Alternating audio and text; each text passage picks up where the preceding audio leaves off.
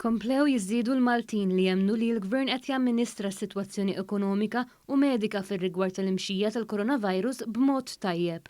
Fl-aħħar starriċ li għamlet it-Times joħroġ li 73% jemmnu li l-Gvern qiegħed jamministra l-ekonomija b'mod tajjeb f'dan iż-żmien, żieda ta' punt perċentwal mill-aħħar stħarriġ 15 ilu.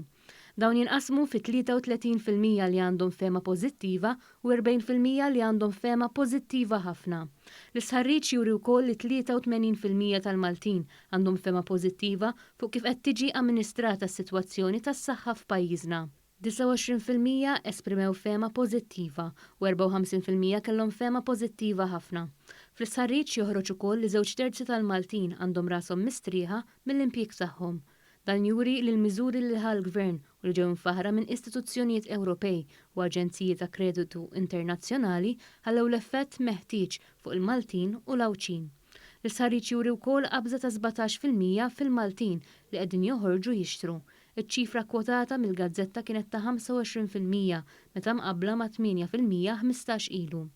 Dan juri li t-tneħħija tar-restrizzjonijiet fil-ħwienet u tnaqqis ta' każijiet ġodda qegħdin jixprunaw konfidenza fil-konsumatur biex jixtri mill-ħwienet.